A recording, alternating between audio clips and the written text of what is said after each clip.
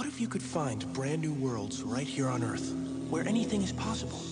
Same planet, different dimension. I found the gateway.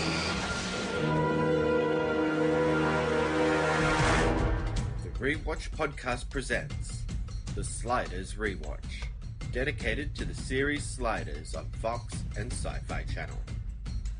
Join us each week as we continue crossing the Einstein-Rosen-Podolsky Bridge and find ourselves in strange new worlds.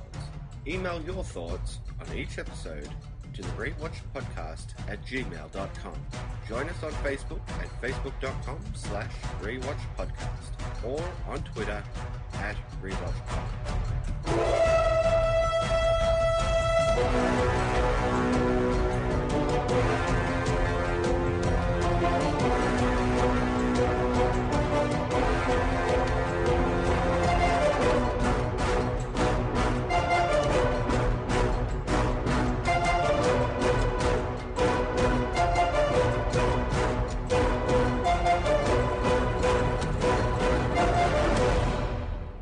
And welcome back to the Rewatch podcast and our Sliders Rewatch. I'm Cory. And I'm a freak Nemertine. I don't know what that is, but hey, I'm one. Alright, well thank you for joining us. Again, as always, we are discussing 2 more episodes of Sliders. So this week it is Paradise Lost and The Last of Eden. Bit of a theme in the names there, really. Mm-hmm. Alright, so episode 1 today. Paradise Lost, written by Stephen Stollier and directed by Jim Johnston. This originally aired on January 31st of 1997. They don't get many tourists here because of the beach. It's never open. You got any money to get something to eat? Not here. Problem solved. Waiting in a restaurant, eh? Chopping lettuce, washing dishes, taking orders from awful people. Looking for work? Yeah, you the manager? Manager, owner, waiter, and cook. Just why I could use some help around here. I have 2 openings. My friend here, Mr. Brown, actually cooked in the Navy. And wait, didn't you wait tables back in high school?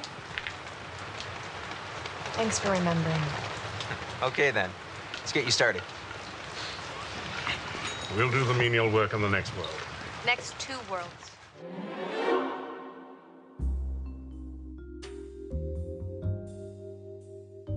We start with a geologist reporting to a colleague that he's found some kind of weird seismic activity underground. He is then attacked by 2 men who throw him over a small cliff into a ditch and is immediately pursued and dragged underground by what appears to be a snake-like creature. The next day, our sliders slide in and Quinn sees a man with a crowbar sneakily coming up behind a woman, Lori, changing her tire. The man leaves and the woman explains she is here to find her assistant and gives our heroes a ride into town. Remy and Wade get jobs at the local diner while Quinn and Lori confront the lazy sheriff about finding her assistant, but he is called away on an emergency, so Quinn volunteers their help. Together, the 2 find her assistant's evidence and are confused by the seismic activity they see underground. They find a tractor half submerged in the ground at the source of the seismic activity, the driver missing, his hat on the ground, and a strange blue substance beside it. Meanwhile, we begin to see strange things around town, such as a dead local and the sheriff telling another local that her appetite is getting bigger and we need to feed her more, explaining that our group will do just fine for that. We see a group of kids scared to go on the grass to play, mesmerized when Quinn walks onto the said grass to retrieve their ball, not seeing the trail of the underground creature behind him. Arturo notices a picture of the front desk hotel woman that dates to 1941, but she explains that the woman is actually her grandmother. They just look alike. In the diner, a young waiter collapses, but Remy is pushed away from helping. As the locals surround the waiter, we see the man on the floor is no longer young, but very elderly. Arturo gets more information at the bar from one of the drunk locals who tells him about the beast that took his arm off. They are interrupted by the sheriff who tells him that Wade has been found dead at the beach, but he learns fast that it was a trap as the sheriff pulls the ladder up, leaving Arturo to be captured by the beast, pulled underground. Despite warnings from a woman named Trudy, Wade gets involved with a local man named Parker, much to the chagrin of the hotel desk clerk. Wade ends up spying on a town meeting, learning that the people here recite a vow in worship of the creature that gives them the blue residue. Parker catches her and holds her captive. Trudy plays the part of extraordinary exposition extra, using the 30 seconds that Parker leaves the room to tell her that the beast is the result of an explosion in the town's uranium mine years ago and requires human flesh to feed, leaving behind a waste product that gives eternal youth. Remy tries to find Arturo and Wade, but is knocked out and locked in jail by the sheriff before being rescued by Quinn and Laurie. Wade manages to escape from Parker, but the sheriff grabs her and takes her back inside. Parker and the sheriff have a fight about needing the council's permission to feed Wade, and in the end, the sheriff shoots Parker, who suddenly ages from young to old. Quinn, Laurie, and Remy arrive, and Trudy tells them that Arturo and Laurie's assistant could still be alive in the creature's cave. They go to search for the cave, but Laurie is dragged underground by the creature. The three sliders develop a plan to blow up the creature and narrowly escape the sheriff showing up to shoot at them. They discover the creature is spawning, which is why it's been feeding more, and Quinn and Wade rescue the professor and Laurie, set the charges to blow up the creature and the nursery, escape the pursuing sheriff who is eaten by the creature before the charges explode, and bid Laurie a farewell as they slide out. We pray their souls are at peace. We vow to keep the secret. We vow to keep the silence. Well, I'm not sure why she's feeding so much, but let's hope she calms a bit. The good news is, the more she eats, the more of the gifts she leaves us. One other note, you all know we lost Tom Cooper at the restaurant today. He lived a good life, all 103 years of it. Let's take a moment for him.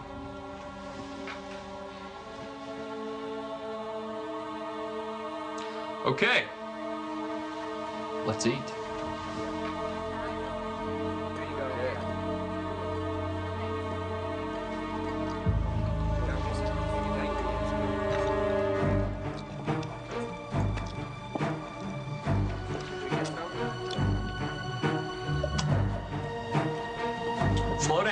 Slow down, don't waste it. Every drop is precious. Okay, so let's get into a bit of trivia here. All right, so the beginning, when they first arrive on the world, there was some extra lines, and one of the lines was about how they said the slides when they arrive, they feel different, and they can't really explain why, but the slide landings are just different now. And we'll talk about that in the discussion, but it was an extra line or two that they cut out. There was supposed to be the scene where they meet up with Laurie for the very first time. We were supposed to see Bud driving in, and they were going to show him driving on the left side of the road to indicate that they weren't home yet, because normally he'd be driving on the right side of the road in America. So Right. it was supposed to show, that they're in a totally different world, another dimension. When Quinn goes on the grass to get the soccer ball, Fred, the drunk guy from later, is supposed to appear from off to the side saying, "Hey, what are you doing? Get off that grass, you crazy!" And Quinn's like, "What's the big deal?" And Fred suddenly backtracks and he's like, "Oh, well, there was a water main break on there. You don't want to, you might fall into the little watery hole area or whatever." So, yeah, there's cut for time, I'm sure. There was something about when Wade, Remy, and Arturo are sitting at the diner on break. There was a line that Remy's talking about being on tour in Florida. And actually, the name of the town he mentioned is actually Sabrina Lloyd's hometown, from what I found out, which that's kind of cool. But for some reason, Remy could not get through that line without laughing.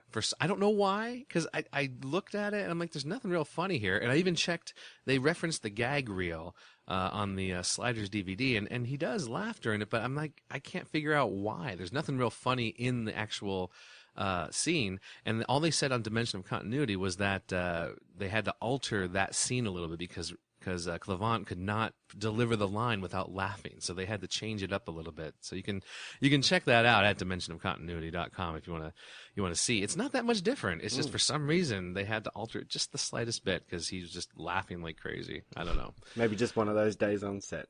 Yeah, there was a scene where Remy comes in and sees Wade getting ready to go out for a walk, to find Parker because she was, interested in him. And she's like primping at the mirror or whatever, getting her clothes ready and her hair. And he's like, "You getting all fixed up, And she's like, "I'm just going out for a walk." He's like, "Yeah, okay, whatever." So there was also this episode and the next episode. I'm going to mention this, but in this one, Quinn says that the creature is a Nemertine, as I said at the beginning of the episode. Originally, in the original idea, he was not going to say Nemertine. He was going to say it looks like it's a hard word. It's an acanthocephalon. All right. And I was like, what the heck is that acanthocephalon? I looked it up, and it's apparently some kind of human parasite. So there you go. That was the original version of the worm. And again, this will come up when we get to the discussion. Yeah. Remy, there was a scene with Remy showing Wade how to arm the charges. He was saying like, wrap this around here, just a little extra stuff not really needed. A conversation with Sheriff, and I think it was Bud, saying that they need to go after the Sliders because we got to protect the creature. Obviously, because if they don't, the creature dies, then they're gonna, eventually die as well. The biggest thing is that in the original script, Laurie's assistant Michael didn't die. He was gonna be, cocooned just like Laurie and the professor were. So big change there. Yeah. And then I thought this was kind of cool. Laurie says at the end of the episode, like they ask her if she wants to come with them or something like that. And she's like, "No, I know a guy." She said, "I'm going to stay here and take care of this." She goes, "I know a guy at the FBI who investigates things just like this." And it was supposed to be a throw out to the X-Files, to David Duchovny's character, Mulder. Didn't we talk about how people were calling for a Sliders X-Files crossover at one point? Yes. Earlier in the series? Mm-hmm.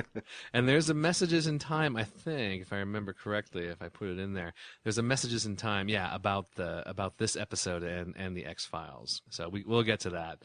And then finally, this episode was supposed to have another tag ending at the very end. And the Sliders were going to end up on a beach again, just like they started the episode. They were going to land on a beach, only this time it was supposed to be a tropical beach, and they were actually going to be there for 2 weeks for rest and relaxation. And like they landed on the beach, and they see all these like guys with look like natives or something running at them, but they're just playing. They're not attacking them. And then there's island girls off to the side or something. So it was supposed to be a nice little happy ending, I guess, for them to finally have some chance just to relax. Yeah, we've seen that before, though. Yeah, I think it was exactly. it was after Arturo was running for mayor in the exactly female nomination one. And he had to be Wade's slave or something while they were on the beach. Exactly. The creature needs human flesh to keep alive. They feed it drifters, criminals, outcasts, anyone who nobody will miss. They fed him? Years ago, this town was nothing but a uranium mine. We had a huge explosion in the hole. It killed 50 people, but it also created a mutant beast. Parker was actually trying to kill it when he discovered that it left something behind. Something that helps people live a long time and keeps them young until the day they die. That disgusting stuff they were eating? Trudy, please help me. I need to get out of here. Please. There's nowhere for you to go. Either you become one of us, Wade, or you'll be sacrificed with the others. You choose this, and you choose to be young for the rest of your life. You may look young, Parker, but inside you are as old and decrepit as I look. And every time you feed someone to that beast, you make one step closer to hell. Don't start with me. At least when I finally die, I won't have the blood of innocent people on my conscience or my hands. You fool! This is a gift, and I am not gonna waste it like you. Eat. Why are you doing this? I want you to stay with me. He wants a new wife, someone to replace me. Okay, so let's get into our discussion. All right, so the first thing they do, which is great that they did this, they mention that they have a new timer, and the Egyptian timer. But here's the thing that I didn't get. They specifically call this out, and they said it in the deleted scenes, but they left part of it in there in the actual episode as well. They talk about how the landings suck with this new timer. And Quinn says, "I'll keep adjusting it until it works out." And I'm thinking to myself, most of their landings have always sucked. You know, it's like very rarely do they just land on their feet. I'm like, what are they talking about? I don't know. I guess maybe it's just a bit jerkier than usual. Like, even I more guess. than the original timer? I suppose it could be. I was just like, when they said that, I was like, what do you mean? You've fallen plenty of times, you know? It's like, this is not a new thing. And so, I don't know. It was just, it was odd to me when they said that. And I do love that, you know, as they pan across them all, Remy's got sand on his face, and then Wade does, and then Quinn does. Arturo doesn't. He doesn't. I didn't notice that. Yeah, it's going back to that whole thing where I'm betting John Rhys Davies is like, I am not sticking my face in the sand and getting sand all in my face. Nice I've landed catch. in garbage. Right. No, it's enough. That's good. It's awesome. Nice catch. Nice catch. But, you know, we get, you know, it's a bit of a slow burn on this episode, but, you know, I'm just going to call it out here. This is pretty much Tremors, right? Yes, it is. Totally. You have seen Tremors, I'm assuming. Oh, yes. I saw that, and, like, was there just one sequel, or there's another one? I know I saw one of the sequels. 2 sequels, and I think there's a 4th one coming out. Oh, my God. I saw that a couple of months ago, so it could already be out. I'm not sure. And Kevin Bacon was not involved in any of the sequels, right? No. All right, see, he was smart. But yeah, and the town they're heading to here is called Paradise. And in Tremors, the town is called Perfection, so... Oh, see, I forgot that. I didn't realize that. Yeah, Nice. so it's quite obvious, yeah. quote-unquote tribute, as we They say. really hit these things on the head, you know? It's like they really hammer it home. They couldn't be just a little more original, but no, they don't even want to hide it. Yeah, and as it starts off, when we've got this guy Michael, who is some sort of seismologist or something, we Right. kind of just see that he has a lot of equipment there, and he's doing some sort of test, and he's discovered something, and instantly all these people from town kidnap him and throw him down onto this little beach over a bluff there, and he gets eaten by some underground creature, right? And all the locals, right, because there's that one dude, and we see him again once the sliders come in. Right. But he comes off as like a real like redneck, you know, Yeah, he with does. his red cap and, you know, run boy, run. And Yep. once we get into the town, like he's the only person who's like that. Yes. I'm just like, where did this random redneck come from? And you think after all these years, because he's an old man, like everybody there, they are extremely old. Yes. You think he would have, you know, I don't know, grown beyond something like that? Like, spend your time wisely in life? Yeah, like, well, and the influence of people around you. Like, when you spend time with people around you, like, you tend to change a little bit, you know, like, your behavior changes. Even your accent can change, you know, like, if you go, you know, like, you go to, like, if you go to Australia, if I spent years and years and years in Australia, eventually I might develop a little bit of that accent, you know? Yeah, exactly right. I've actually got a kind of a muddled accent myself. Because I grew up in Australia, but both of my parents are British. Oh. And then, of course, you know, I've spent a lot of time around American people. Right. And right. watching American films. So I've kind of got this weird muddled accent myself. Mm-hmm. It rubs off on you. Yeah, yeah. But yeah, I don't know. I didn't like that guy. And then, you know, once the sliders come in, again, we've got a woman in peril. Yes. Because that seems to kick off every story in Sliders Of lately. course. Is a woman. At least she wasn't actually attacked. She was No. moments away from being attacked. But of Right. course, Quinn just comes in with his macho self. Hey, get away from her. Exactly. Because redneck dude, all he can think of is to smack her across the head or something. I don't know. Whatever he was Yes. going to do there.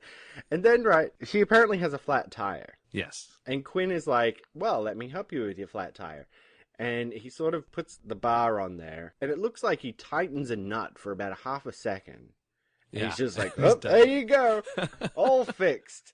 I'm like, I know. so pretty much the job was already done when you came along. So I know, yeah. Didn't he say something about do a world record or something? Yeah. Tire changer? Yeah. yeah, Okay. you would expect he would have to take off the tire, put on a Mhm. new one, you know, do that in about 30 seconds or something because he's the world record holder. But really, watching it back, I'm like, he really does nothing there. He tightens Yeah, one nut. it doesn't make much sense either because, like, I don't know, like she needs a tire change, but it's basically, like you said, basically already done, doesn't do anything at all. Why didn't she have like the crowbar there with her to tighten those nuts? She's just tightening them by hand. And then he shows, Bud or whoever, I think it was Bud, shows up with the crowbar. Like, why didn't she have it with him or with her when she was tightening the lugs? It's like, just doing it by hand. Like, all right, whatever. Or maybe it's like the initial stage or something. Like she screwed them on, but she was going to tighten them. I guess. And that was Quinn's contribution. Because she's a woman and she couldn't possibly tighten a nut on wheel. Exactly. Exactly. But yeah, man, I'm poking fun here. Right. But it is setting up like a really good aesthetic, I think. You know, just this, they're on a beach, but it's this like dreary, windy town. And stuff like that. So I like the theme that they're setting up here. There's something not quite right. Yeah. And I get that from the get-go. You know, when the guys head into town and they see, all the people like looking at them sideways, and they pretty easily get jobs. Yeah, very easily. Which was a good scene, about how Wade and Remy kind of fit the jobs that are there, so you guys take it. Exactly. And Wade's bargaining that, the next 2 worlds. You do the menial work, yeah. Yeah, and then we get the menacing warning from this old woman, Trudy. And this is where it really makes you think, this isn't boding well for our sliders. Right. Now, the thing that I don't get is why Trudy is even still there. They have this old woman just hanging out there with him. Obviously she's, we find out she's Parker's wife. But, like, she's there and she warns people. She gives up information to people who are coming in to get out.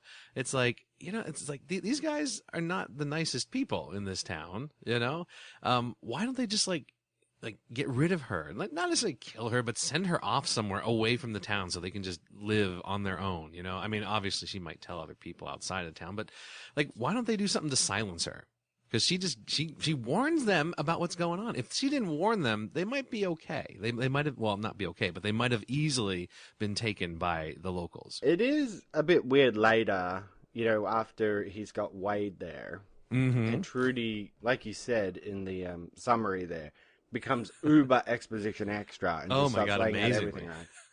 I kept thinking, like, he obviously kept his wife around because he does love her. Right. Yet he wants to tie up Wade and force feed her to make her be in love with him and stay with him forever. I'm like, well, why hasn't he done this to Trudy? Like, yes. When she refused to eat the stuff, why didn't he go all weirdo caca over her? Tie her up and force feed it to her? I don't know. They're not going to explain this, but whatever. No, they're not. But speaking of that, since we mentioned it, there is this episode had a big line that was messed up, and they did not fix it, which is just strange. And like you probably didn't even notice; it just went by. You just assumed that it was what he said. But Parker says to Wade, "You know what, Wade? If you become one of us, you'll be sacrificed." Like, he wants to give her the food. He's like, "If you become one of us, you'll be sacrificed."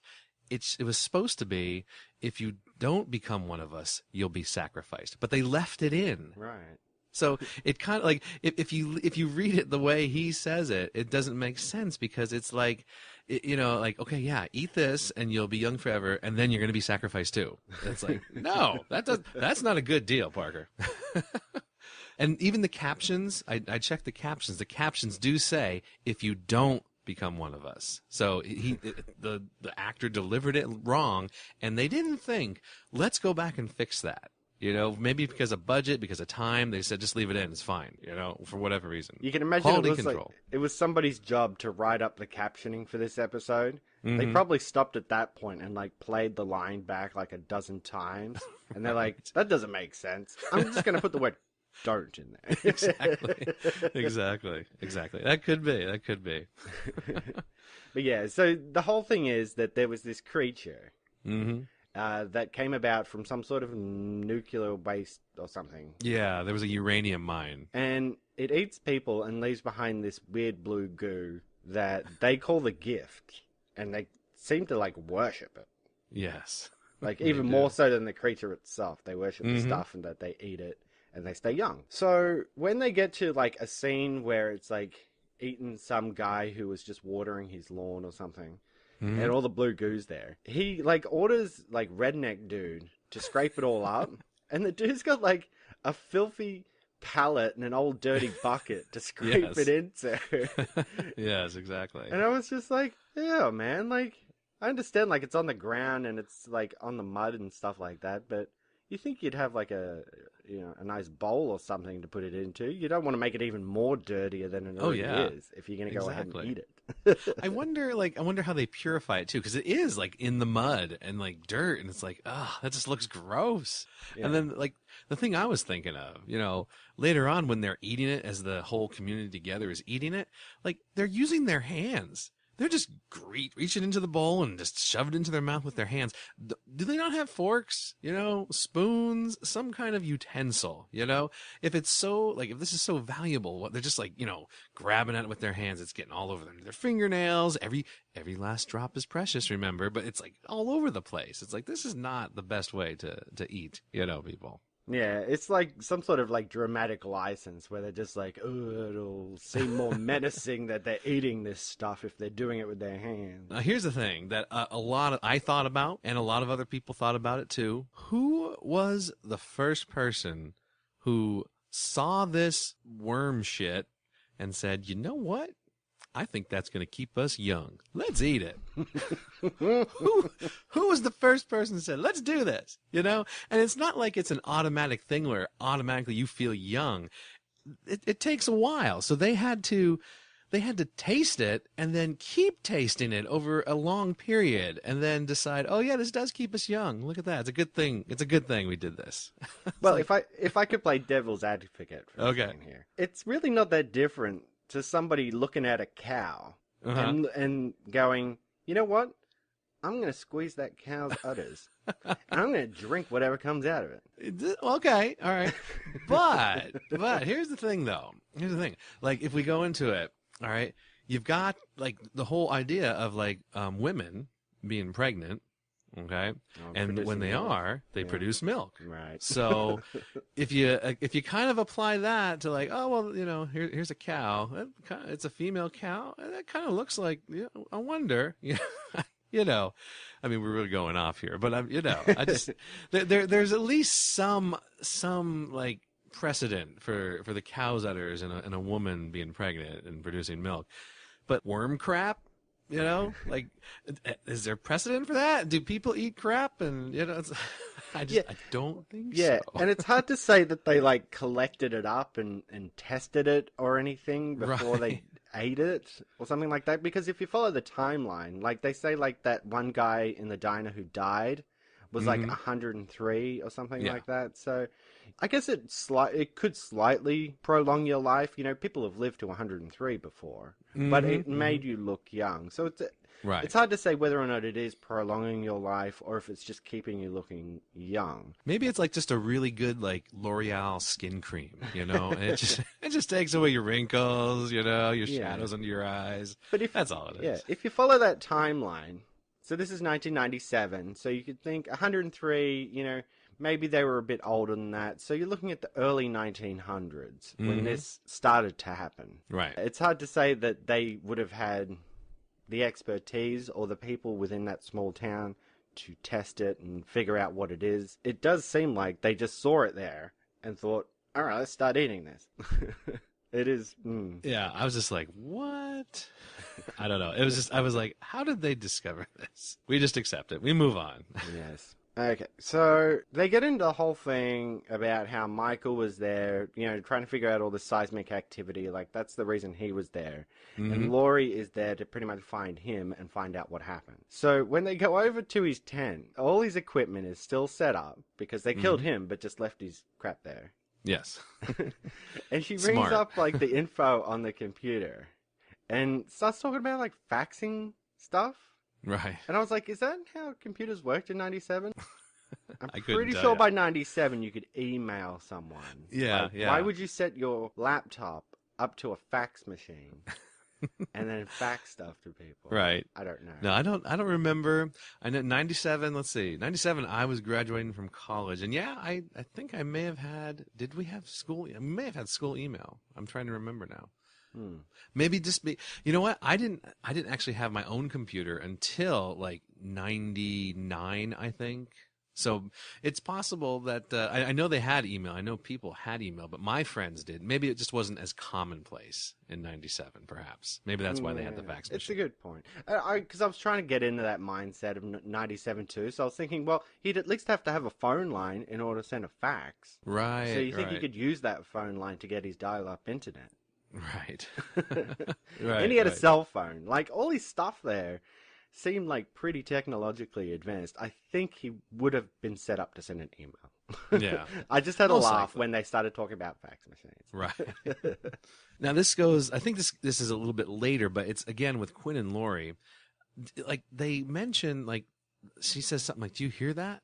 It's like, it sounds like drums. And like they never really referenced it again, but it was like they never, like, what were the drums all about? Like, was it related to the creature, or what was going on? Like, they never talked about it again. It was just there for that one scene. It was like a nighttime scene. And they're like, "You hear that? I hear drums." And like, okay, I don't know what that has to do with anything. I actually do remember that. And honestly, I immediately forgot it because they'd never bring it up again. Right. I just, like, if they hadn't said anything about it, I would just assumed it was the music in the background, like the score. I don't know. I guess it might have been like the creature traveling underground or something. Yeah, I guess. I don't know. Anyway. Well, in any case, we got Arturo getting his drunk on. with the one-armed man, Fred. Yeah, right, the one-armed man. That was a good little scene. Yeah, I didn't mind it, because like Remy had come up with the whole story about how he was locked in a bar in Florida. Mm-hmm. Like this is apparently the funny story that Clavon couldn't get through. Right. Yes. It was a hurricane. He was locked in the bar, and then by the end of the night, he kind of just knew all the stuff that was going on in town. Mm-hmm. The big secrets and the affairs and whatever. Yeah. Not a funny story, but it does send Arturo to the bar where he meets Fred. And Fred just blurts out something about the creature. And then immediately just backtracks on it. He's whatever. Yeah, don't say anything. Don't say anything. But yeah, it was a good little scene. I'm not sure John Rhys Davies was really putting his all into the scene. You don't think? No. No. When he's just walking, he sort of had his head down. He's just like, I love you too. You gotta agree. Yeah, he checked out for the day, I think, by the time they shot that scene. We have later on, now, again, we have Quinn and we have Wade and we have Remy go to rescue the professor. Now I'm jumping ahead a little bit, but it's where I put this here, so I was just talking about it. We got Quinn, Wade, and Remy going to save Arturo, and Quinn goes in and he sees the worm, and he comes back out, and did you see it? And he's like, yeah, it must be a freak Nemertine, and Remy's like, is that shorthand or is that longhand for big ass worm or something like that? Yeah, and it's like, yeah, it is, and like I looked it up, I looked up to see what a Nemertine was. And it's like, it's some kind of worm that lives in fresh water. So they're on the beach, which is not fresh water, that's salt water. So that didn't really make sense to me. And they said they like cool, damp places. So definitely not the beach, but I guess it is rainy there. It is a little bit, cooler. I guess the cave would work, but I just thought the Nemertine thing was a little bit strange because they tend to live in water more than anything. The deleted scene version, which I said was where is it? The acanthocephalon. I thought that would have been a neat thing to say because it's a human parasite. It's like some kind of worm that feeds off of humans. That would have fit perfectly, I think, because Nemertines don't live off of humans, but the acanthocephalon. The acanthocephalon, they do live off humans. They're a human parasite. So that would have made more sense, I think, scientifically. I mean, I'm not a scientist, but I think, to me, that makes more sense. Yeah, I don't know. It's hard to gauge exactly what it really could be. I don't know. It burrows through the ground. It obviously doesn't live in water, but it does eat people. I don't know. Yeah, this is a freak experiment. I think that's all the explanation we need, really. Exactly. That's why we only get the 30 seconds explanation from Judy. Exactly. But in the meantime, Wade is hitting it off with Parker, and he owns the diner. It's pretty much her. Like, she's the first one to uncover the truth. Because she pretty much, like, follows them to their lair where they're sucking up the blue goo. or the gift. So she's the one who gets in trouble. Again, it's going back to that whole thing about how, like, Wade meets somebody and, like, they're swooning over her. We've kind of been talking about that the last few episodes. Oh, yeah. Yeah, it's either her or Quinn. Yeah, and the Messages in Time, people were calling it out as well, so. What I was thinking, and, like, because this was weird when Parker brought Wade in, the desk clerk at the hotel, like, was really upset. And, like, they never really explored why she was upset. I felt like she was jealous of Wade. Like, I don't know if there was something between her and Parker or not. I don't know what was going on there, but there was some kind of jealousy going on there, I thought. Well, I guess after 100 years, I don't know, maybe they had something at some point. Mm-hmm. Could be, yeah. Trudy was getting old. Exactly. No offense to Trudy. Trudy's a fine, handsome woman.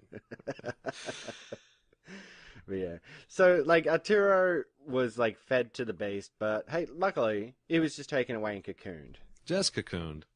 Cocooned. Yeah, because it's laying eggs and stuff. So, I guess it makes sense, like, once you explain it. But... Yeah, storing up some that's food quite and lucky. Stuff. Yeah. The thing that was strange was when they go in, they find him, Quinn looks at him and says, Max, which was the weirdest thing. I like, at first I was like, what? What did he just say? And, like, he calls him by his first name, which he's never done. I don't believe he's ever done that in the whole series. I don't think any of them have ever called him Max. Yeah, they I don't think so They always either. refer to him either as Professor or Arturo. Yeah. Or Professor Arturo. Yeah. I don't know why they made that choice there, or he made that choice. Like, I would expect him to totally look up and say, Professor, something like that. Honestly, I think the Laurie character was maybe a bit underdeveloped as well. Oh, yeah, definitely. Because by the time, like, they're going in there and she gets captured and stuff, I was like, yeah, whatever. And then they immediately save her anyway, so I was like, yeah, she's not the best character. Hey, at least she didn't slide with them at the end. Exactly. Again, they're offering it up. Like, it's Right. just like free ride to wherever, as if they're going to be together forever. Yes. But, yeah.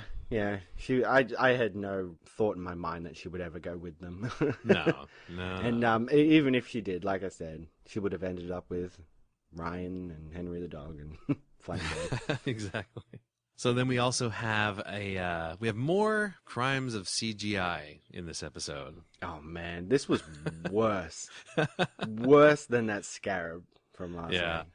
Well, I mean, the sheriff is shooting at the snake, at the creature, and he's shooting at the ground. Like, it's not even aimed at the snake at all. He's just shooting the ground, like that's going to scare the snake off or something. But of course, it's just the positioning and everything. But yeah, it was pretty bad. Yeah. I just, because the snake comes up and, like, pretty much grabs, like, a cardboard cutout.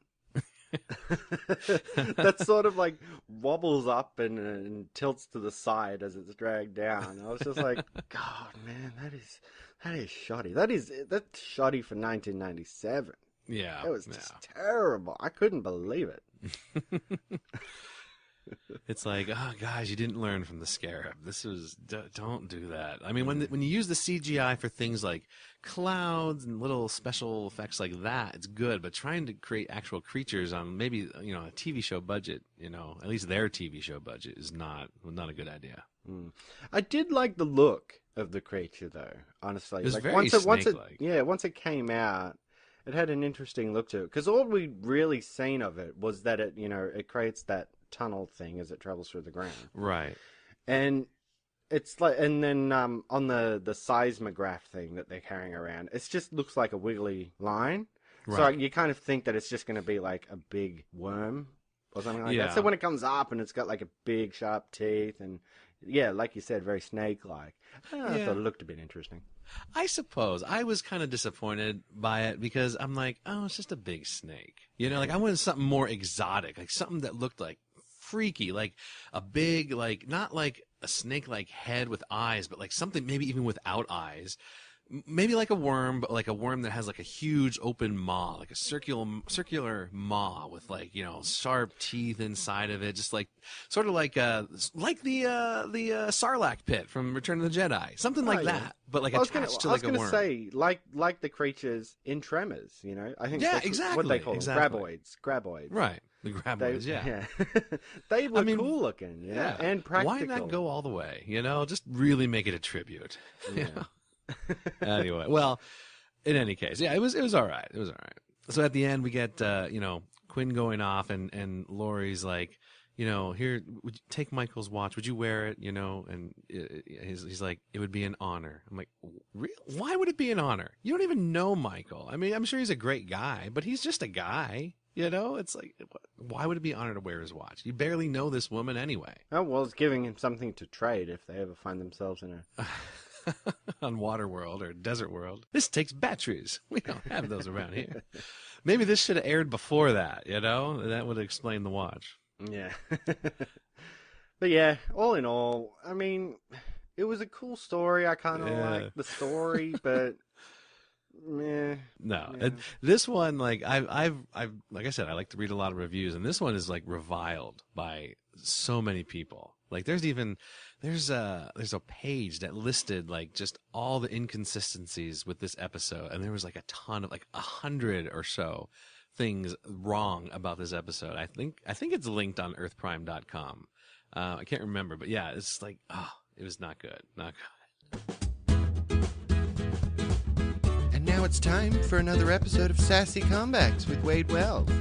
I can't help but noticing that we might be outnumbered. I can't help noticing we might be dinner. This has been another episode of Sassy Comebacks with Wade Wells.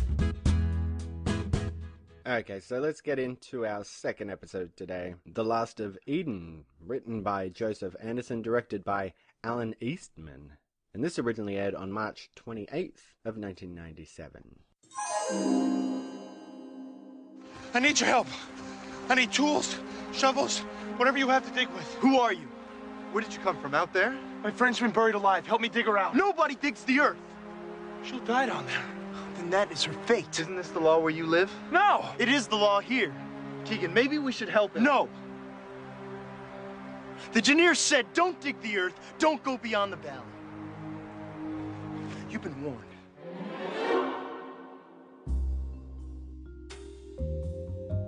We begin with Wade waking from a nightmare about a great horror on a previous slide and Remy coaxing her to talk about it.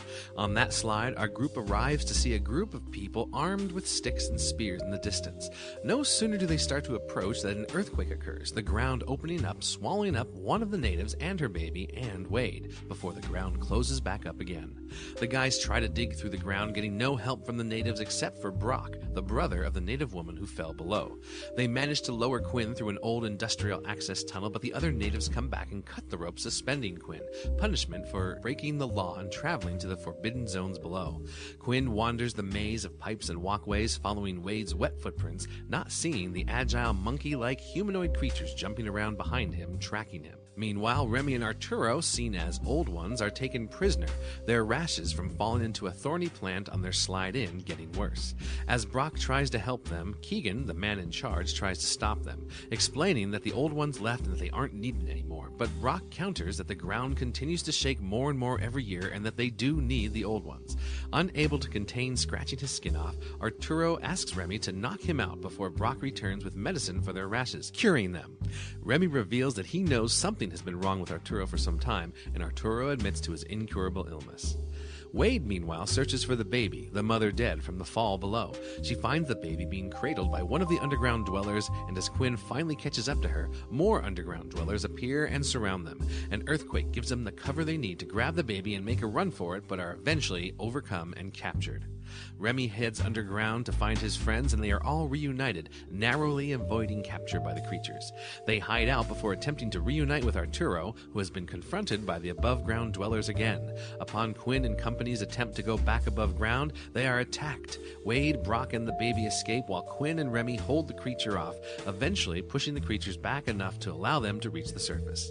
Keegan attempts to explain how all who broke the law will die, but Brock and our sliders convince him that there is a city below, and because of the earthquakes, the above-ground world will fall below too, just as it had years and years ago, trapping people below who eventually adapted and became the below-ground creatures.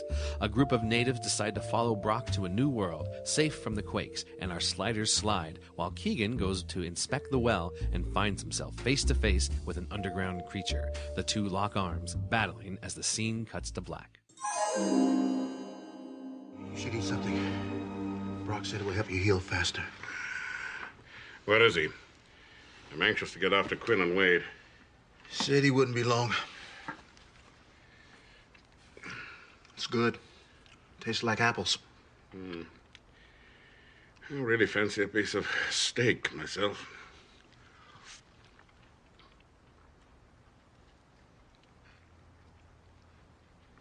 Tis steak.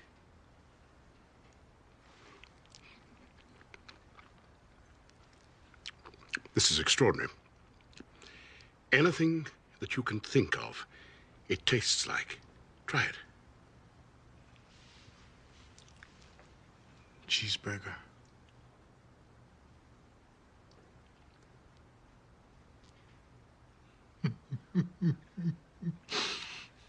It does. How did he do that? I don't know. They must have been remarkable engineers. Okay, so let's get into some trivia here. Now, you've got a bit of a list here, but I just thought it might be good to have a bit of a discussion about how this came after the professor's death. Because it was supposed to air before, but then they wanted to have the next two episodes, Exodus, air at a certain time, like I think it was during sweeps, is what they wanted. Right. So they had to move that up, and so this episode, obviously wouldn't have made sense. So they had to, frame it with this flashback scene in the very beginning. Yeah, and we talked about this at the end of the last episode about how it was a flashback, and it honestly, I thought it was more of a flashback than it was. Right, me too. I did as well. Because it's just that one scene. Yeah, it seems that they just shot the one scene of Wade and Remy and her dream flashing back to it. Now, that actually comes up in the trivia here. Actually, I'll tell you right now. Originally, they were going to come back to Wade and Remy at the end of the episode for the flashback. And Wade was like crying, and she says to Remy, I hope the professor knew how much we loved him. And Remy says something like, "Oh, he did. And then they fade out, and that's the end of the episode. So they were going to come back to it, and they apparently they filmed it. They filmed all that extra stuff, but they just cut it out. So as it sits, watching it in order as we're doing, it actually kind of does sit pretty well. Yeah, I mean, it's not weird, because we'll talk about that in the discussion. We'll get to that. All right, some more trivia. All right, so there's a lot of extra lines. When Wade falls down, she starts exploring. She's basically talking to herself, as she explores this world. Nothing real major. There was extra lines from Remy and Arturo. They're talking about a subway, and Brock's like, "What's a subway?" And it's like, "Oh, it's something that our engineers made, Nothing major. The neat thing, what they were going to do originally was when Quinn came down the first time and he looks and he sees all those pipes, he was supposed to see more than just pipes. He was supposed to see like a silhouette of a city underground. Like he was supposed to see an actual city, not just what looked like, walkways and metal pipes everywhere. But I guess, I don't know, for whatever reason, they couldn't Photoshop that in. So Arturo calls out, about his rash that he has. He actually says, look at this. I've got thorns growing out of, my skin. And Remy says that he notices the same thing on his skin. Thorns are coming out. The idea was that they were actually going to be turning into plants.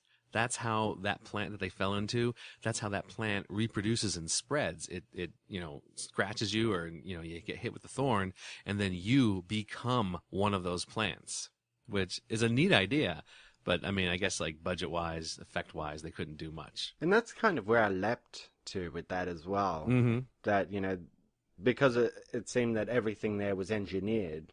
Right. That, some things had glitches or something like that. So, yeah. You get cut by this thorn and it slowly changes your DNA or something.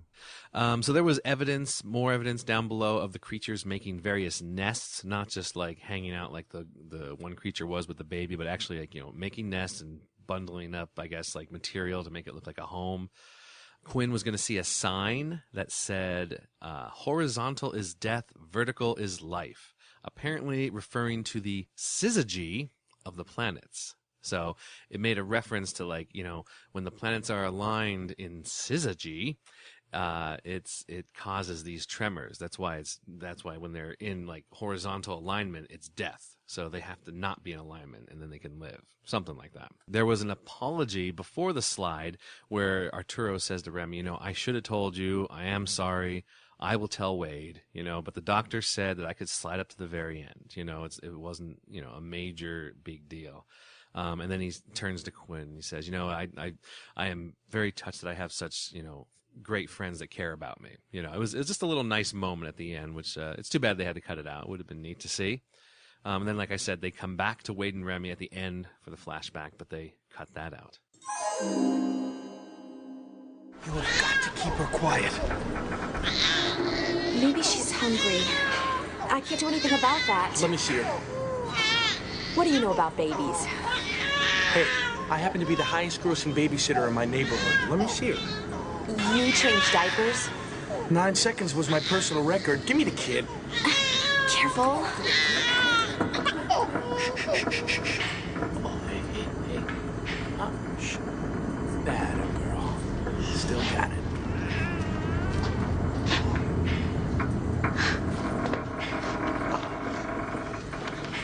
So how much did you get? 75 cents for the first kid, 50 cents each additional head. I'll give them a discount if I drop the kid. Good thing they bounce. You really like kids? Yeah? I want to have a big family. I missed out on having a brother or sister to play with.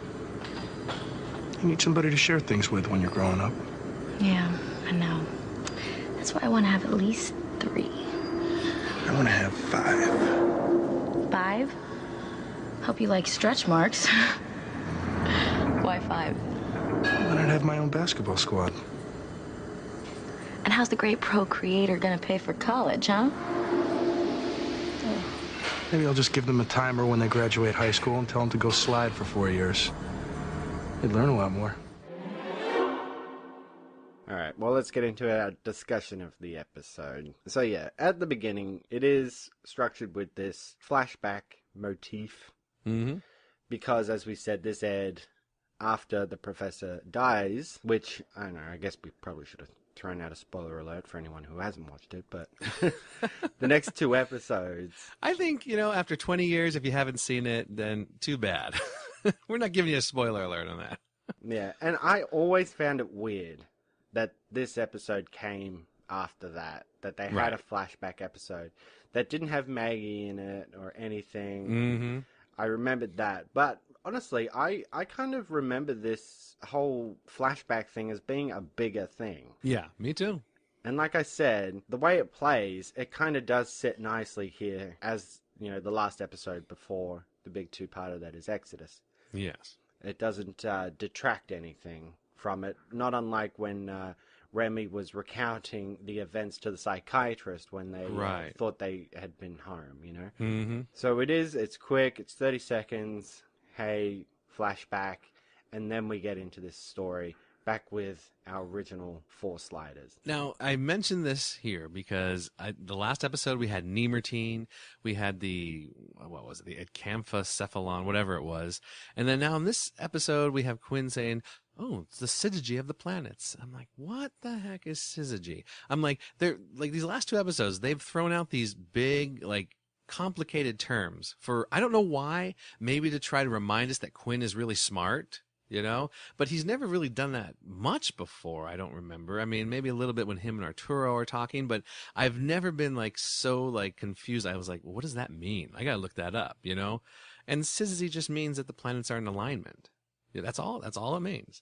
I just was like, I just noted that because this episode and the episode right before just had these words that I'm not familiar with, which are it's just odd to me. Honestly, I didn't even remember hearing the word syzygy until you mentioned it in the trivia just before. Mm-hmm. So when you mentioned it there, I thought maybe it was a word that the people who live on the planet used because they go into the whole thing about the Janiers. Right. And which is derived from the word engineer, and it's like they said it sort of just got garbled throughout time. Right. Became this single word Jinn is. So when they say, when I heard syzygy, I thought maybe it was supposed to be like synergy or something like that. It was another word that got garbled in time. Yeah, no, it's an actual thing. It's an actual scientific astronomical thing. Syzygy. I was like, well, I mean, it's interesting, but it just like to me, it just stuck out. I was like, what is that? Syzygy. It is a strange word, but the gang slide in, and Remy lands in this thorn bush, right? Yep. And again, Wade and Quinn aren't very, like, nice about it. Just like when Arturo slid into garbage. Mm-hmm. It's the same thing. Like, he's obviously, like, tangled up and being hurt. And they do nothing. They laugh. And Arturo goes over to help him. I know. It's like, what? Come on. They're friends. They shouldn't be doing that. Yeah, but they meet the locals. They've got the idea that maybe they can get in on their barbecue or whatever it is they're doing there. Right. And the whole earth just like opens up and swallows Wade and a local woman and a baby. So, and like the whole group of people just run away from it. Mm-hmm, mm-hmm. And of course, they're going to try and dig for Wade. Well, yeah. And stuff like that. But it looked like she fell like really far. Yeah, digging's not going to get you down there. Yeah, so I don't know.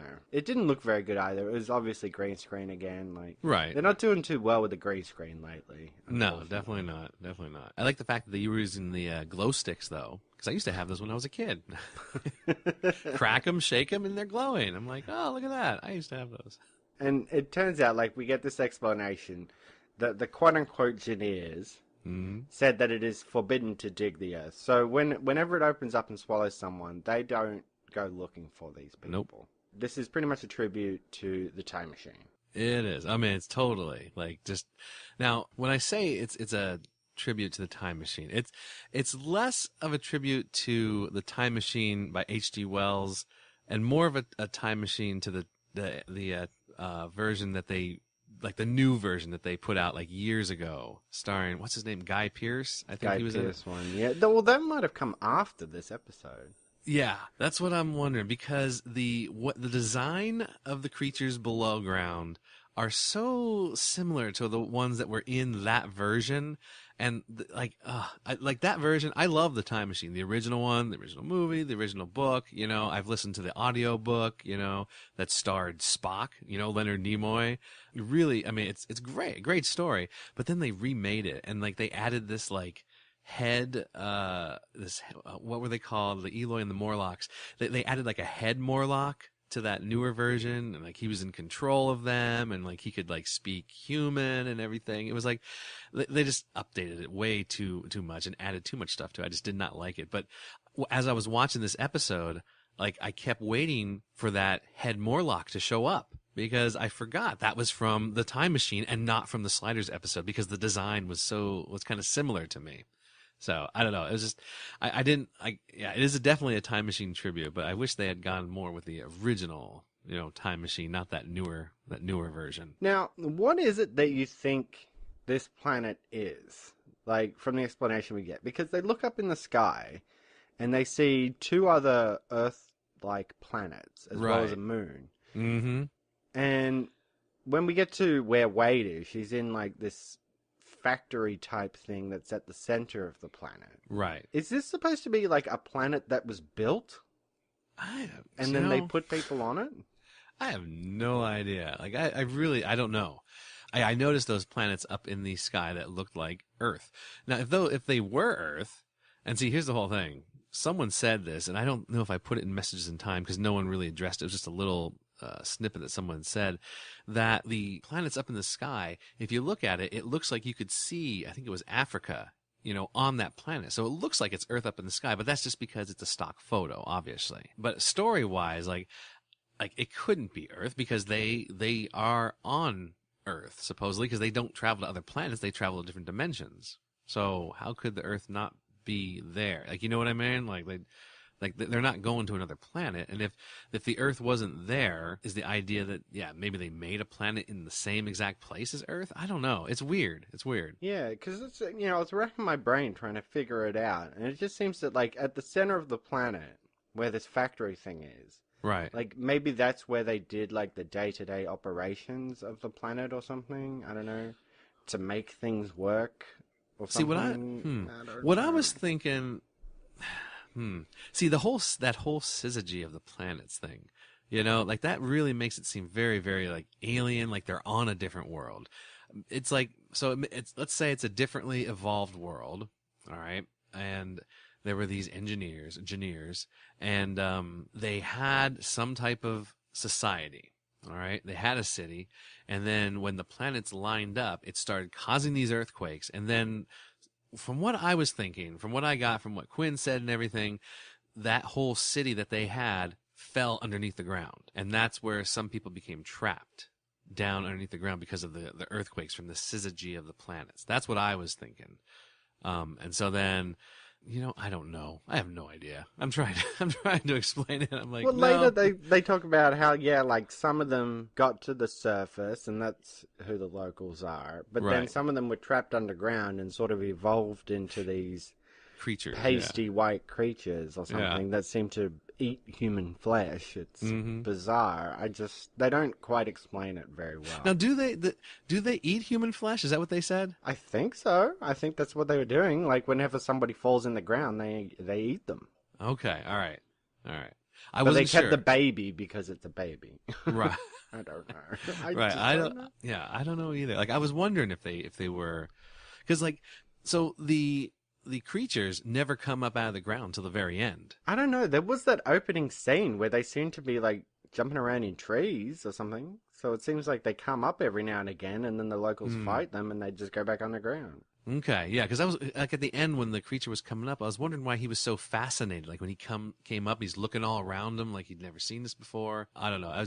I guess I'm a bit confused too. Yeah, it's not a very well-developed story. I actually don't even think this episode is shot very well. There's a lot of shots where it just seem to be like going in and out of focus or something. Okay. I don't know. It's like they really just like skimped the budget on this one and got the bare bones, lowest end cinematographer and cheapest writer and threw something together. It just, it really threw me off. I don't know. The Time Machine is a great story. I really like the whole idea of like the peaceful upper, people and then the barbaric, underground people. And this is, I don't know, like the upper people here were not exactly completely peaceful either. They were they hunted. They said they hunted the creatures below for food. I'm like, really? Yeah. Again, I'm like, so they're all cannibals? Yeah. So I didn't get that either. I'm like, what the heck? But they do at least meet one nice guy. Yes. Brock. Who, by the way, has a Jedi braid. Did you notice that? I did notice that. I'm like, what's up with that? Wow. 2 years before episode 1 as well. Yeah, this is years before that. But yeah, so he seems at least nice enough, because they immediately attack him. And they say, you are going to help us. You're going to get us digging equipment. We're going to get down there. And then he's immediately like, you don't have to threaten me. I will help you. Yeah. That was my sister and my niece that went down there. So exactly. Stakes are high for Brock as well. Brock. And it turns out that there's this ventilation shaft that Quinn can go down. But then there's like the head of the local group. Keegan is Keegan. Yes. Keegan. And he's just a douche. He is. He needs to follow the letter of the law, which is apparently you don't dig the earth and so on and so forth. There's no old people there because they all left looking for a better place. And his rationale is that, well, they never came back, so they must be dead. Or maybe they just didn't like you because you're a douche. And they found somewhere better and stayed there.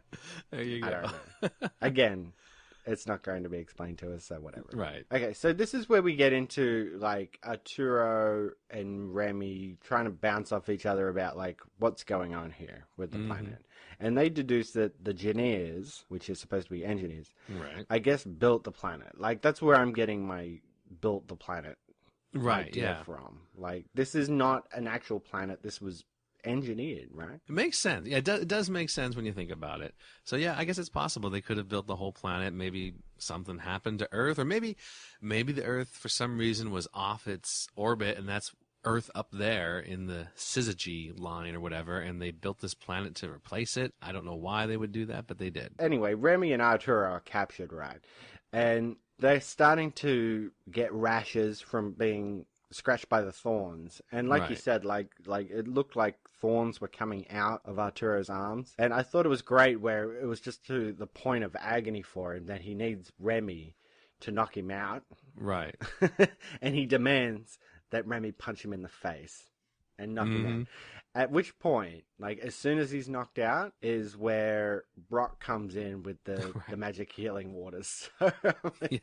If you just waited. If Brock had just shown up minute. a minute earlier,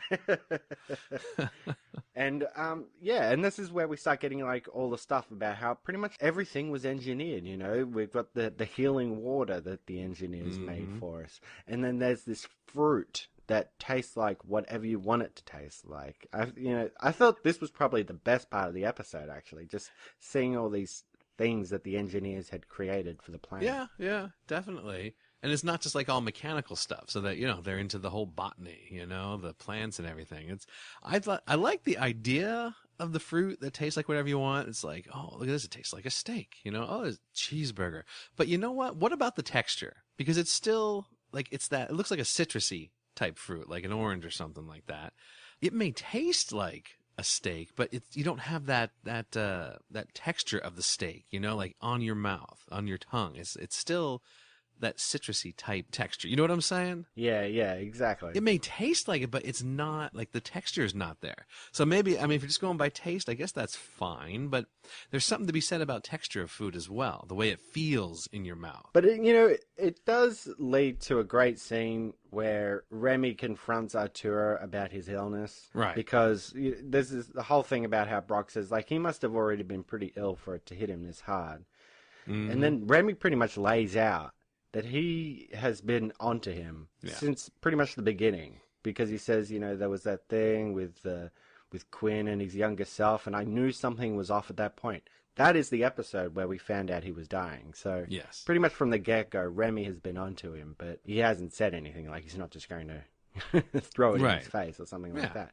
So I think it's great for Remy's character that he was aware of what was going on. He's not a bumbling idiot. He is a strong character. At the same time, it's, like I said, it's a great scene between the two of them. It gets out a lot of explanation between Remy and Arturo trying to explain. But the whole time, Arturo has that fruit in his hand. And he's just flinging it all over the place while he's talking. It was so distracting. And then it ends with him, like, plonking it on the table, and it just, like, slides off. That's right. Yeah, I remember that. And I was just like, man, that was just so distracting.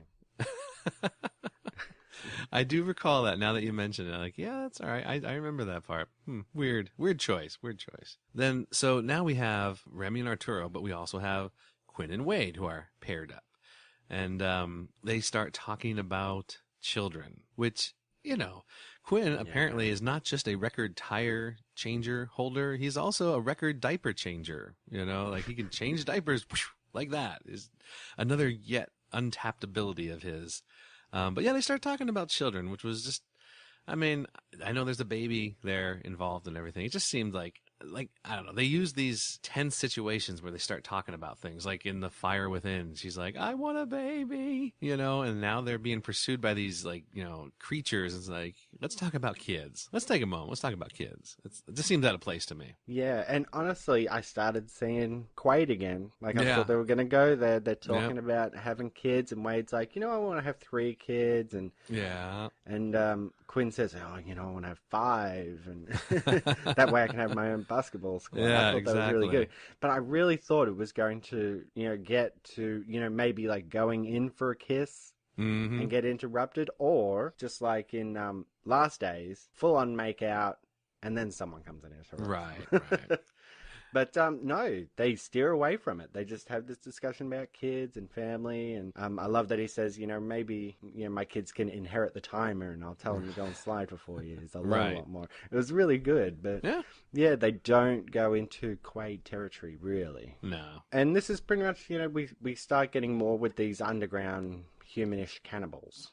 Right. You know, they're not, like, these cannibals are not exactly, I thought, like, when they first started and they're tracking, you know, Quinn, I thought they were pretty smart. I was like, oh, look at there, you know, they're coming up behind him, they're not being seen by him. But at the end there, they're kind of dumb and they're kind of weak. They're not very strong.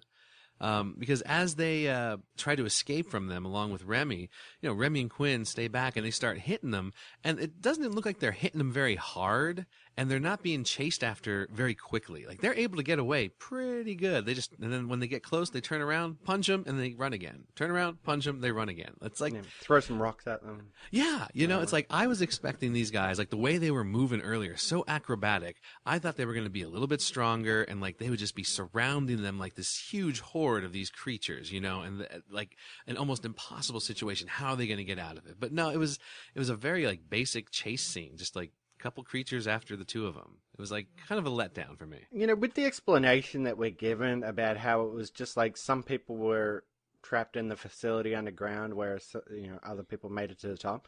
They're pretty much derived from the same species of human. Right, right. So, I mean, like, up on the surface, it was like, well, the word Janir was a bit garbled over time. Why don't the people underground have language? Right, Did they just stop teaching language at some point? I don't know. Yeah, and like they don't really say how long it's been for him. But I mean, like, in the time machine story, like, it was, like, what, hundreds of thousands of years that he went forward, you know? Yeah, exactly. He gets knocked out, sense. He hits the controls and ends up, like 100,000 years in the future. Yeah, it makes sense that they would evolve the way they did in that story, because it's been hundreds of thousands of freaking years, you know? So it really does make sense. But in here, it's like, how long has it been? You know, like, if time is always the same, if time is constant amongst the dimensions, it hasn't been, you know, like hundreds of thousands of years. Yeah, and then the episode ends pretty openly. Right, right. As well, you know, they slide away, and then one of the underground humanish creatures is coming up, and you think they're gonna fight, maybe? Yeah, I mean, do you think, like, I think they're gonna fight, and I think Keegan could win, because they're not that strong, you know, like, as we just saw. And, like, obviously, you know, Keegan is I mean, I know he's a douche, but he seems like he's, you know, a leader for a reason. So maybe he was the strongest or the smartest for whatever reason. Well, he's actually probably not the smartest, but, you know, there's gonna be something that he's, you know, can offer to that whole tribe. And like, when they go to fight, like, he probably has a pretty good chance against this one. You know, if more came out, maybe not. But like, these creatures, like I said, I was let down by how easily they were beaten by Remy and Quinn. Just like, you know, a couple punches, some rocks, and you're done. You're good. You're out of there. Well, and like I said, like, I thought they came up to the surface quite often. So they kind of made it out as if, like, this thing coming out of the, you know, a ventilation shaft was like a big deal or something. Yeah. Like, well, they come up all the time, though, right? Yeah, see, that's what confused me. Like, I didn't remember them being in the trees or anything. I just blanked that out.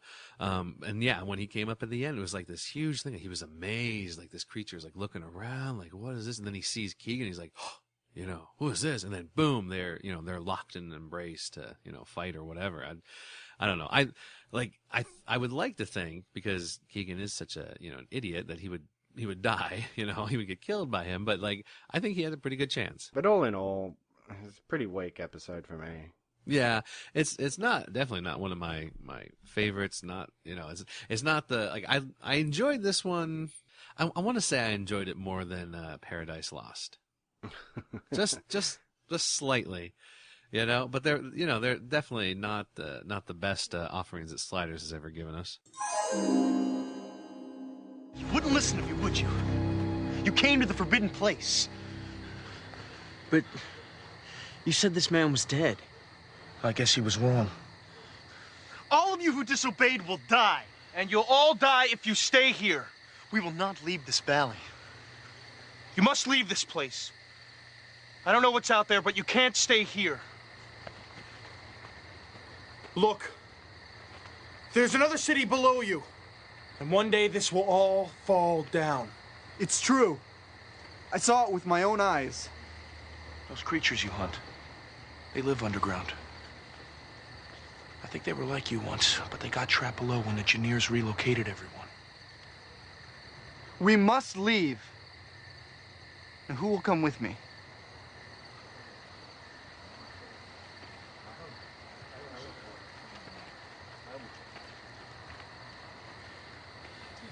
Don't you understand?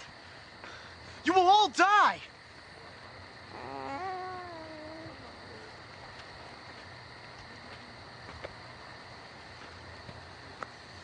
I'm telling you, there's nothing out there! Quinn, will you come with us? We're going in a different direction. Come with us, Keegan. We do not go beyond. We do not open the earth. Those are the rules. Not anymore. Goodbye.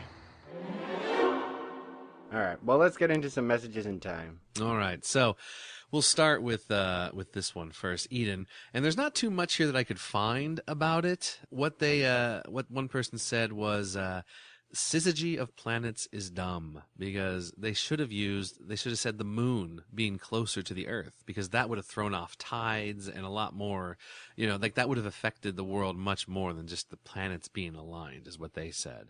Which, I guess I don't know much about it, but I know the moon affects the tides and things like that. So that maybe that would have been a better way. They theorized that it was the technology of the Engineers that turned the people down below into those creatures, and that's why they couldn't talk, or they didn't have language, and it looked so different after just a couple of years. For some reason, they stuck on to 20 years or so. I don't know where the number 20 came from. I don't know if that was in the episode, but they said maybe it was the tech of all what the Engineers were doing that mutated the people who got trapped down below into those creatures. It's a theory. It's a good theory. And then people were confused when this one aired, because it aired after his death. So when they saw it in the TV guide, and the description was something like, Professor Arturo becomes gravely ill, at this during this slide, and people were like, "What? What? How can he died? What's going on?" So yeah, they were just a little confused by that description. And like I said, it interrupts what they're doing, trying to develop the Maggie character as well. Mm-hmm. Oh yeah, it does. Her whole thing, to just cut away to a story that just doesn't include her. I mean, I remember when it came on, and I was like, "Oh, the professor!" I'm like, "That's cool." And like I saw it was a flashback, and I was like, because I was glad, because I was sad that the professor had died. I was like, "Man, that sucks." And then it's like, "Oh, he's back." It's like, "Oh, it's a flashback." Well, okay, I'll take it. As we're watching it in order, I think it's going to be better that he has his big death, and of that's course it. We'll talk about how we feel about it when we get to it. Right, but exactly. It's a fitting farewell. Right. For Arturo and John Rhys Davies, and to have this random flashback for, like I said, what I don't think is a very good episode. No. Yeah. So that's it for the Messages in Time for the Eden, but let's go to Messages in Time from Paradise, which we actually have a lot more. As you surmised, a lot of people were talking about how this was just a ripoff tribute to Tremors. It's just so obvious. Someone pointed out about Laurie. And I had not really paid much attention to it, but they were talking about Laurie's skirt, because here she is, this geologist wearing this short skirt, and when she's in the diner, she like moves a certain way to position herself, and like you see her cleavage. I'm like, I didn't notice that. I'm like, I gotta go back, but I didn't notice that, but other people obviously did. Did you notice it? I guess I just took it at face value. I just didn't even about it. Yeah, I didn't. I had no idea until they mentioned it. It's the same thing like with the last episode with the Egyptian one, where they mentioned Apollonia being, a wet dream for boys. I'm like, really? Well, I guess so. She's attractive, I guess. It was just weird. Let's see. They commented on Arturo's dialogue when he was being taken underground. And he's like, "Confound you!" It's like, oh, that's bad dialogue. Yeah, did. That actually did stick out a bit. The "confound you." I was like, right, really? They were wondering why the postman wasn't eaten or taken to a cocoon. He was just left there dead in the one scene. They made a comment about the magic rifle of Remy's that doesn't seem to be reloaded. It just keeps firing as much as he wants, which some people have said, well, they did a bunch of cutaways. Maybe he reloaded during those cutaways, which, yeah, makes sense. Just little nitpicks. Someone said, very funny, he was like, "You know what? I think Ed Wood is still alive and writing Slider scripts." It's like, yeah, yep, I can see it. I can see it. And again, they were talking about Trudy, like, yeah, let's leave the old lady around so she can tell everyone what's going on in the town. Let's not get rid of her. Let's keep her. Yeah. Someone said, you know what? The Old West world and the world run by the 30-somethings and the desert world were a lot sillier than this world. I was like, no, they were not. They were not at all. Someone said, you know what? This was better CGI on the snake than the scarab, which, like you said, no. I disagree. Definitely not. People were talking about how they discovered the youth crap, like, how did they know to eat that? It's like, again, we don't know. I bet you it was Bud. Being the redneck guy, he's like, oh, I'm real hungry. Let me try some of that, Boy, Bud, you're looking younger today. It's like, well, I've been eating this stuff. I've been eating worm clay. People were glad that they were using the Egyptian timer. Like, they kept the continuity going. They just didn't forget about it. Like, they mentioned it. So that was good. They were glad that, okay. JP Newbold is the guy who made this post. JP, I don't want to say I hate you, but I dislike you. He made a post and he said, you know what? I'm glad this wasn't a weird world, where something in history was different. This was a very good episode for the genre. It reminded me of the X-Files. I'm like, JP Newbold. Ugh. No, you're so wrong. This is not a good episode for Sliders. It's not a good representation of the genre. It would make this would make a perfect episode, like he just said, of the X-Files. Perfect episode for the X-Files, not for Sliders.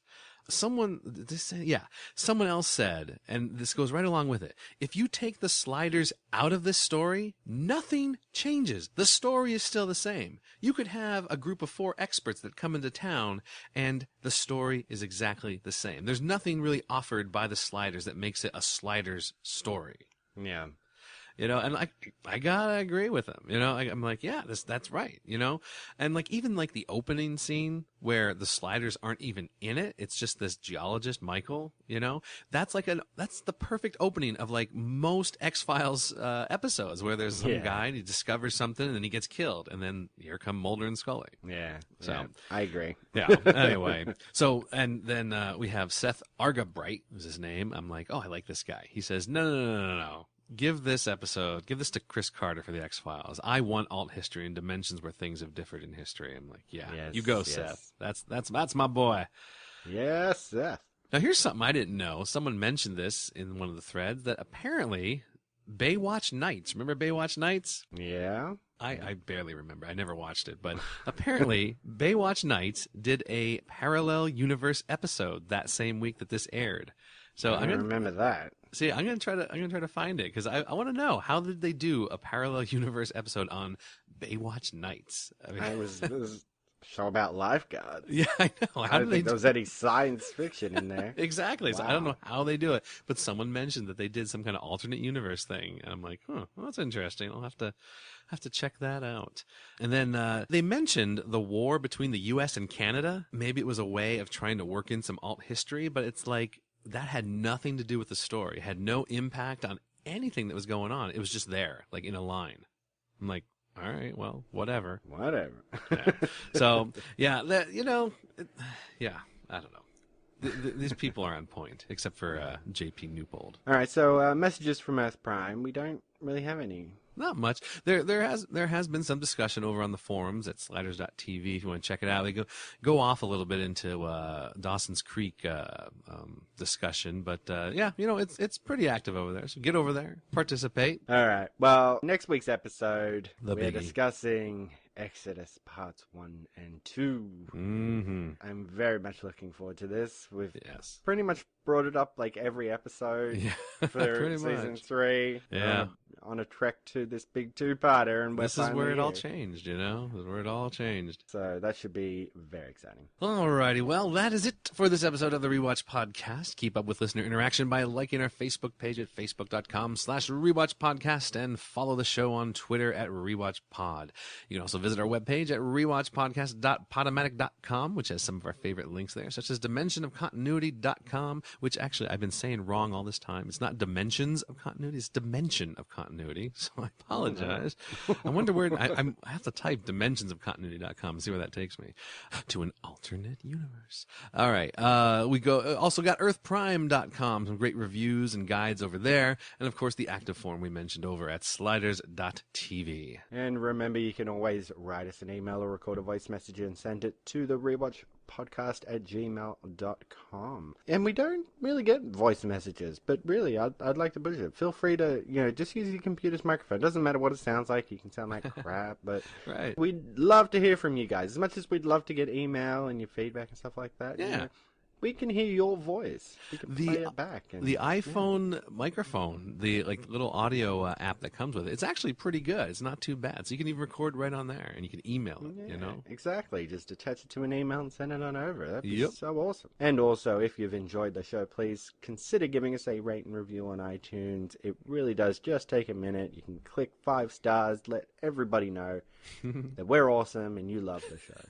Yes, exactly. All right. Thank you for joining me, Tom. Of course. So until next time, I'll just say I am faxing you copies of some weird seismic activity.